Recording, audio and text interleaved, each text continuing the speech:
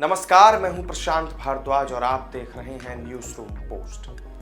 अतीक अहमद, वो नाम जिसे सुनकर पूरा पूर्वांचल सहम जाता था। आज काल का चक्र कुछ ऐसा घूमा है कि यूपी के मुख्यमंत्री योगी आदित्यनाथ ने माफिया को मिट्टी में मिलाने की कसम खाई और एनकाउंटर के डर से अतीक अहमद की खिग्गी बंधी हुई है। अतीक अहमद अपराधियों के राजनीति में आने का वो स्याह पन्ना है जिससे भारतीय लोकतंत्र का एक पूरा अध्याय कलंकित है। बात शुरू से शुरू करते हैं, यानी अतीक के पैदा होने से। अतीक का जन्म आज के प्रयागराज और तब के इलाहाबाद में 10 अगस्त 1962 को हुआ था। पिता फिरोज अहमद तांगा चलाकर गुजर बसर करते थे, तो जाहिर है कि घर की माली स्थिति बहुत अच्छी नहीं थी। महज 17 साल की उम्र में ही अतीक ने हत्या के और एक मुजरिम के रूप में जुर्म की दुनिया में एंट्री करी। इसके बाद फिर अतीक तेजी से जुर्म की सीढ़ियां चढ़ने लगा। 21 से 22 की उम्र आते आते अतीक इलाहाबाद में चकिया का एक बड़ा गुंडा बन गया और रंगदारी का उसका धंधा चलने लगा। लेकिन अतीक इतने भर से खुश नहीं था, क्योंकि उस समय इलाहाबाद के पुराने इलाके में चांद बाबा का खौफ हुआ करता था। अतीक को अपराध की दुनिया का सरताज बनना था और चांद बाबा उसके रास्ते का सबसे बड़ा कांटा था। पुलिस और नेता दोनों चांद बाबा के खौफ को खत्म करना चाहते थे। ये अतीक के लिए भी एक मौके की तरह था।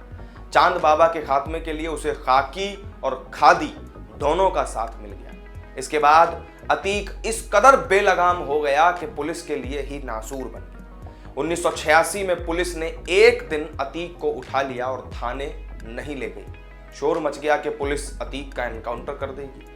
घर वाले अतीक को बचाने के लिए कांग्रेस के एक सांसद की शरण में पहुंच गए और दिल्ली से वाया लखनऊ होते हुए इलाहाबाद फोन पहुंचा। पुलिस को मजबूरन अतीक को छोड़ना पड़ा। इस घटना के बाद अतीक को यह बात समझ में आ गई कि अपराध की दुनिया में बादशाहत बनाने के लिए सियासत का सादा लिबास ओढ़ना बहुत जरूरी है। इधर इलाहाबाद पुलिस भी अतीक नाम के कांटे को हमेशा के लिए निकालने की तैयारी में लगी हुई थी। अतीक के विधायक बनते ही चांद बाबा का पूरा गैंग खत्म हो गया और चांद बाबा की भी हत्या कर दी गई। जाहिर है आरोप अतीक अहमद पर ही लगा। चांद बाबा के मारे जाने का अतीक को भरपूर फायदा मिला और उसके खौफ का साया इलाहाबाद से निकलकर पूरे पूर्वांचल तक फैलने लगा। इसके बाद 1991 और 1993 में भी अतीक अहमद इलाहाबाद पश्चिम से निर्दलीय विधायक बना। इस दौरान समाजवादी पार्टी से उसकी नजदीकियां काफी बढ़ने लगी।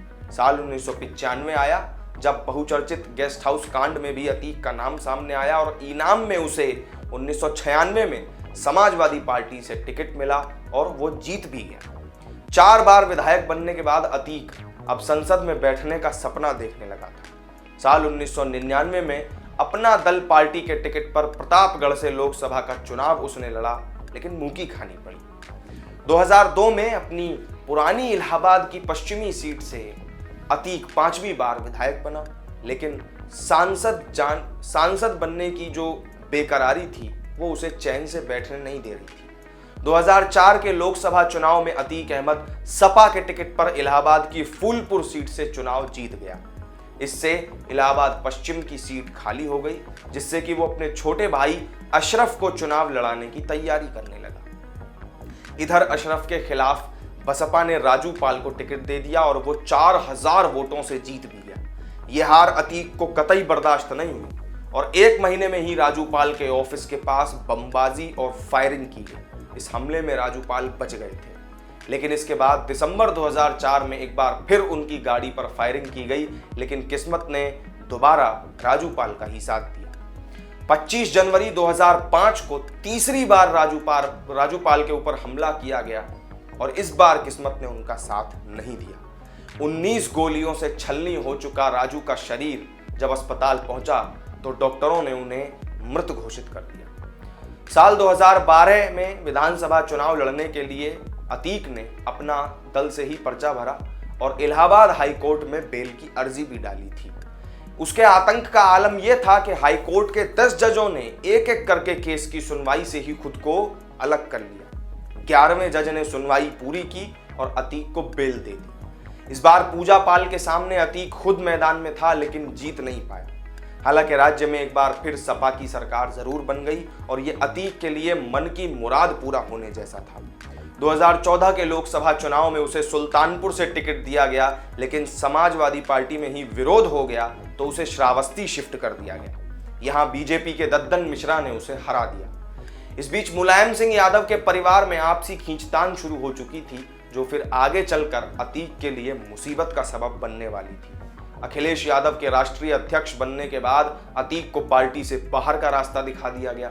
कॉलेज में तोड़फोड़ करने और अधिकारियों को धमकाने के मामले में हाईकोर्ट ने सख्ती दिखाते हुए पुलिस को फटकार लगाई और अतीक को गिरफ्तार करने का आदेश दिया।